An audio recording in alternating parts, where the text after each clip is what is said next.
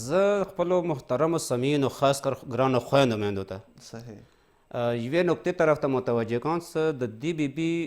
ځان دپاره دا اسوه جوړه کړي ایډیل جوړ کړي نمونه جوړه کړي بېشک چونکې کله مو خلکو ته یا د میرمنو ته د حضرت زهرا سلام الله علیها مثال راوړو بالکل یا د ثانیه زهرا د اولیا مکرمه مثال راوړو دو ذهن کې دا راځي چې یاره موږ خو معصومې وي موږ معصومې نه یو بالکل او غا د ائمهو کور کې وي اهل بیتو کور کې دی نو موږ خو هم کور دی صحیح لکه یو ځان دپاره فرض که یوه بانه غوندې فرار از مسئولیت چې ورته وایي فرار از مسئولیت وي بالکل نو مو دپاره زه بهترین مثال څه کوم دی د ګرانو میرمنو دپاره غا د دغه ام البنین بیبي ام البنین ګڼم څه دا خو یقینا د اهل بیتو کور کې خو نه وه صحیح د معصوم کور کې نه وه د معصوم کور کې نه دی کټه شوي بیا دا لکه د غیر زمانې د علی علیه السلام د زمانې څه حقیقت دی که لږ غوندې متوجه کړو د غیر زمانې ته د امام علی علیه السلام مظلومیت ته بالکل دغو جنگي حالاتو ته هغه شرایطو ته دغو شرایطو ته اجتماعي حالاتو ته نو مو ته دا پته لګېږي چې غسې شرایطو کې هغه حالاتو کې داسې کورونه وو داسې خاندان و داسې بیبي وه سبحان الله نو نن سبا خو الحمدلله د مو مېرمنې هر ټایم کې مقام کې موجودې دي بالکل هر ټایم د امام باړې ته سی د ائمو افکار نه خبرې دي د ورمنې افکار نه خبرې دي کربلا غم نه خبرې دي بالکل نو زه د یو دپاره بهترینه نمونه عمل څه کوم دی دغه بیبي ګڼم فی الحال زه کلي طور باندې دا عرض کوم ته د ازدواج زندگی څه کومه دی که دا مقدمه ده د انسان د آینده یو خاندان د جوړونې سبحان الله میان بیوي څه کوم دی ښځو میړه دا کومه ازدواج زندگی څه کومه شروع کوي که بالکل دا په مثال د یوې ونې بیج دی تخم دی صحیح یو تخم کله څه ته کارېږي دې نه به یو ډکې وځي که ته د هغه میوې د هغې د پاڼیو د هغه د ګلونو انتظار لرې صحیح چې یاره ګلونه به وباسي میوه به وباسي میوه به خواږه وي پکار دی خواږه وي نو پکار دی دا کوم بیج ته کارې دا کوم زړی ته کارې دې شرایط مهیا وي صحیح بالکل لکه یوې ونې دپاره یوه ګل دپاره څه غار وځي هغه خپل شرایط دي ځمکه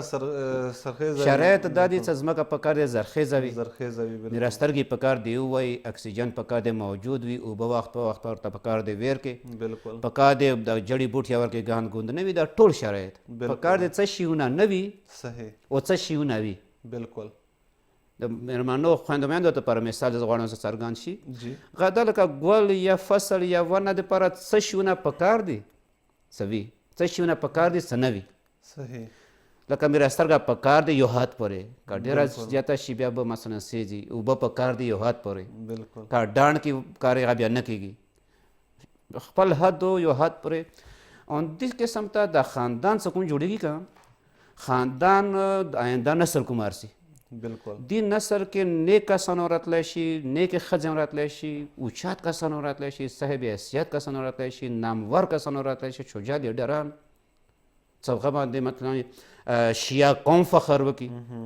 غا مطلب څه هغه باندې علی علیه السلام د اهل بیت امامان دغه وکړي څه دا د ما منونکي دي د سیخ کسان راتلی شي بالکل او دې مقابله کې بدترین کسان راتلی شي صحیح ښه خلک هم راتلی شي بد خلک هم راتلی یعنی د دې میوه کیدای شي خواږه هم وي کیدای شي د دې مواد ترخه وي بالکل کیدای شي زهر ونه جوړ شي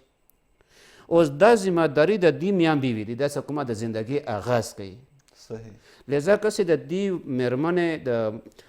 حضرت ام البنین کله زندگی شروع کېږي مولا علی علیه السلام سره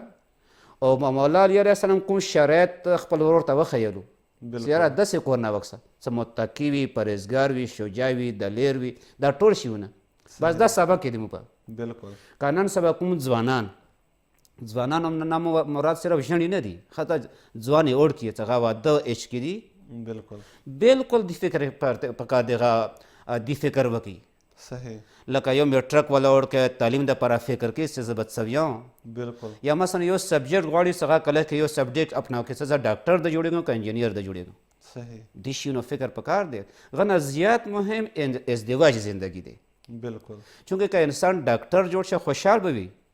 صحیح خو که ډاکټر وي خو څه ښځې ښه نه وي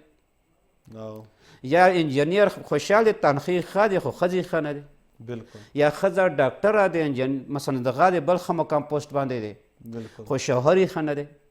نو ما د مثال نه مقصد دا دی څه مو په کار دی زندگی کې مختلفو شعبو کې د دې شي فکر وکړو څه سم په کار دی څه په کار دی وکړو او څنګه وکړو ټولو نه مهم شی د ازدواجي زندگی ته څه کله انسان ورسیږي هغه په کار دی آینده شریک حیات باندې غور و فکر وکړي صحیح یعنی انسان په کار دی بچی د پر مور انتخاب وکي او اندسه خزه چې کومه ده هغه خپل بچی د پر آینده چې کوم نسل دی هغه د پر پلار انتخاب وکي چې د دې پلار ډېره ښه نقطې ته د اشاره وکړه مو د ژړې مو د کومې د غادې مېرمنې ځوانې وړکې په کار د مور و پلار خبرې ته غوږ ونیسي صحیح دې سلسله اگر چې اختیار خدای ورته ورکړی دی ته مختار یې تا خپله مرضي دی مرضي د تا د وخت ورسره تا تېرونی دی بالکل خو دې کې ته رهنمایي خو چا نه خلیږه بالکل چې چا دې تجربې نه زندگی تېره شوي تجربې کړې وي د دې نو د انسان زندگی کې ټولو نه څه انسان سره مینه دی خو مور و پلار دی بالکل او بل مور و پلار مینه ورسره زیاته دی او یقینا خو تجربه هم شته دی